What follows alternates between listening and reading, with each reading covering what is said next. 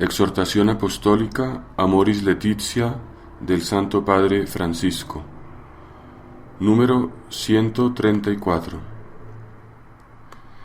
Todo esto se realiza en un camino de permanente crecimiento.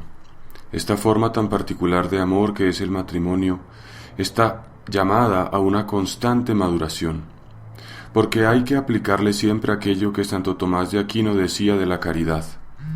La caridad, en razón de su naturaleza, no tiene límite de aumento, ya que es una participación de la infinita caridad que es el Espíritu Santo.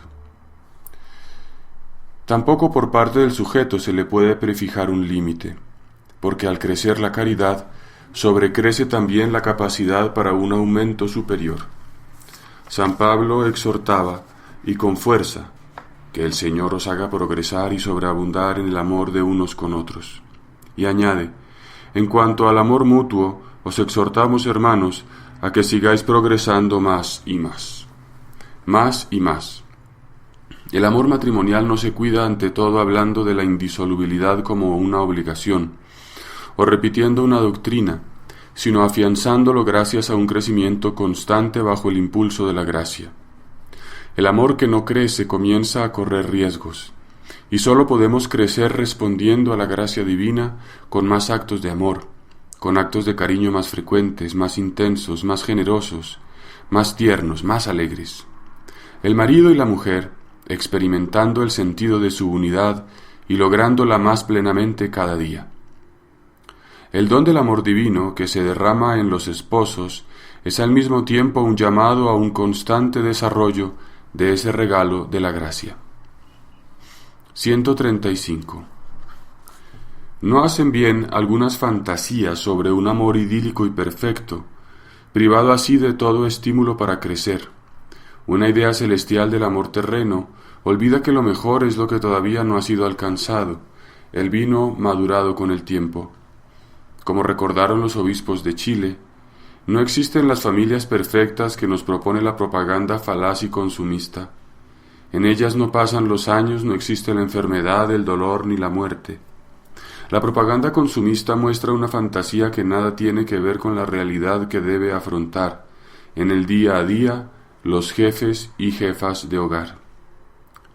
Es más sano aceptar con realismo los límites, los desafíos o la imperfección, y escuchar el llamado a crecer juntos, a madurar el amor y a cultivar la solidez de la unión, pase lo que pase. Diálogo. 136. El diálogo es una forma privilegiada e indispensable de vivir, expresar y madurar el amor en la vida matrimonial y familiar. Pero supone un largo y esforzado aprendizaje. Varones y mujeres, adultos y jóvenes, tienen maneras distintas de comunicarse, usan un lenguaje diferente, se mueven con otros códigos. El modo de preguntar, la forma de responder, el tono utilizado, el momento y muchos factores más pueden condicionar la comunicación. Además, siempre es necesario desarrollar algunas actitudes que son expresión de amor y hacen posible el diálogo auténtico. 137. Darse tiempo, tiempo de calidad, que consiste en escuchar con paciencia y atención hasta que el otro haya expresado todo lo que necesitaba. Esto requiere la ascesis de no empezar a hablar antes del momento adecuado. En lugar de comenzar a dar opiniones o consejos, hay que asegurarse de haber escuchado todo lo que el otro necesita decir. Esto implica hacer un silencio interior para escuchar sin ruidos en el corazón o en la mente. Despojarse de toda prisa, dejar a un lado las propias necesidades y urgencias, hacer espacio. Muchas veces uno de los cónyuges no necesita una solución a sus problemas, sino ser escuchado. Tiene que sentir que se ha percibido su pena, su desilusión, su miedo, su ira, su esperanza, su sueño. Pero son frecuentes lamentos como estos. No me escucha. Cuando parece que lo está haciendo, en realidad está pensando en otra cosa. Hablo y siento que está esperando que termine de una vez. Cuando hablo intenta cambiar de tema o me da respuestas rápidas para cerrar la conversación. 138. Desarrollar el hábito de dar importancia real al otro, Se trata de valorar su persona, de reconocer que tiene derecho a existir, a pensar de manera autónoma y a ser feliz. Nunca hay que restarle importancia a lo que diga o reclame, aunque sea necesario expresar el propio punto de vista. Subyace aquí la convicción de que todos tienen algo que aportar, porque tienen otra experiencia de la vida, porque miran desde otro punto de vista, porque han desarrollado otras preocupaciones y tienen otras habilidades e intuiciones. Es posible reconocer la verdad del otro, el valor de sus preocupaciones más hondas y el trasfondo de lo que se dice, incluso detrás de palabras agresivas. Para ello hay que tratar de ponerse en su lugar e interpretar el fondo de su corazón, detectar lo que le apasiona y tomar esa pasión como punto de partida para profundizar en el diálogo. 139. Amplitud mental para no encerrarse con obsesión en unas pocas ideas y flexibilidad para poder modificar o completar las propias opiniones. Es posible que de mi pensamiento y del pensamiento del otro pueda surgir una nueva síntesis que nos enriquezca a los dos. La unidad a la que hay que aspirar no es uniformidad, sino una unidad en la diversidad o una diversidad reconciliada. En ese estilo enriquecedor de comunión fraterna, los diferentes se encuentran, se respetan y se valoran, pero manteniendo diversos matices y acentos que enriquecen el bien común. Hace falta liberarse de la obligación de ser iguales. También se necesita astucia para advertir a tiempo las interferencias que puedan aparecer, de manera que no destruyan un proceso de diálogo. Por ejemplo, reconocer los malos sentimientos que vayan surgiendo y relativizarlos para que no perjudiquen la comunicación. Es importante la capacidad de expresar lo que uno siente sin lastimar, utilizar un lenguaje y un modo de hablar que pueda ser más fácilmente aceptado o tolerado por el otro, aunque el contenido sea exigente, plantear los propios reclamos pero sin descargar la ira como forma de venganza, y evitar un lenguaje moralizante que solo busque agredir, ironizar, culpar o herir. Muchas discusiones en la pareja no son por cuestiones muy graves. A veces se trata de cosas pequeñas, poco trascendentes, pero lo que altera los ánimos es el modo de decirlas o la actitud que se asume en el diálogo. 140. Tener gestos de preocupación por el otro y demostraciones de afecto. El amor supera las peores barreras. Cuando se puede amar a alguien o cuando nos sentimos amados por él, logramos entender mejor lo que quiere expresar y hacernos entender. Superar la fragilidad que nos lleva a tenerle miedo al otro como si fuera un competidor. Es muy importante fundar la propia seguridad en opciones profundas, convicciones o valores, y no en ganar una discusión o en que nos den la razón. 141.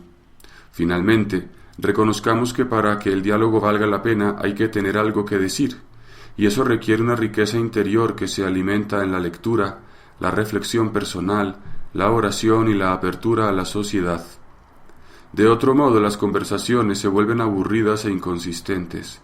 Cuando ninguno de los cónyuges se cultiva y no existe una variedad de relaciones con otras personas, la vida familiar se vuelve endogámica y el diálogo se empobrece. Amor apasionado. 142. El Concilio Vaticano II enseña que este amor conyugal abarca el bien de toda la persona y por tanto puede enriquecer con una dignidad peculiar las expresiones del cuerpo y del espíritu y ennoblecerlas como signos especiales de la amistad conyugal. Por algo será que un amor sin placer ni pasión no es suficiente para simbolizar la unión del corazón humano con Dios. Todos los místicos han afirmado que el amor sobrenatural y el amor celeste encuentran los símbolos que buscan en el amor matrimonial, más que en la amistad, más que en el sentimiento filial o en la dedicación a una causa. Y el motivo está justamente en su totalidad. ¿Por qué, entonces, no detenernos a hablar de los sentimientos y de la sexualidad en el matrimonio? El mundo de las emociones. 143.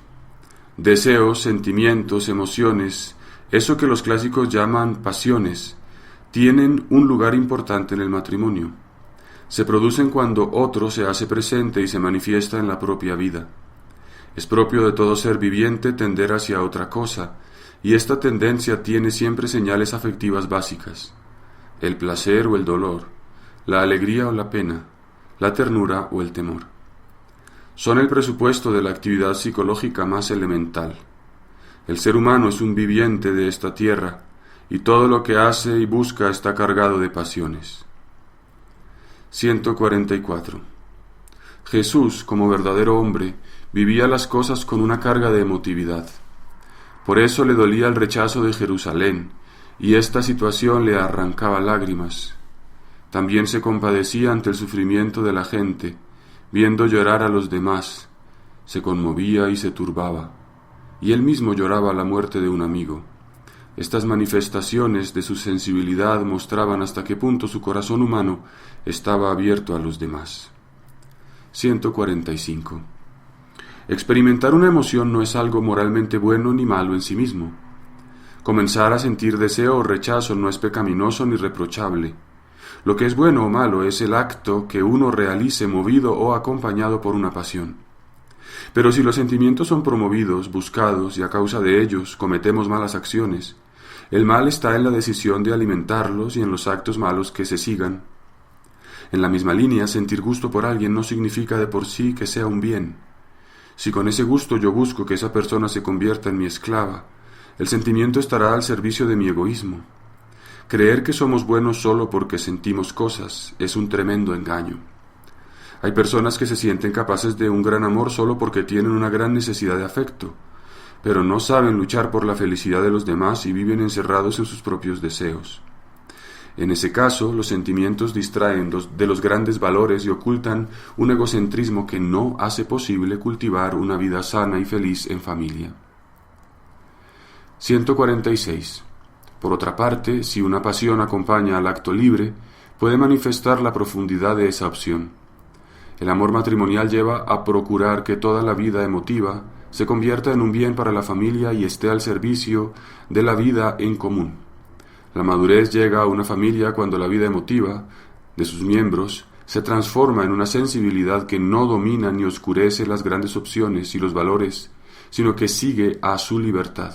Brota de ella, la enriquece, la embellece y la hace más armoniosa para bien de todos.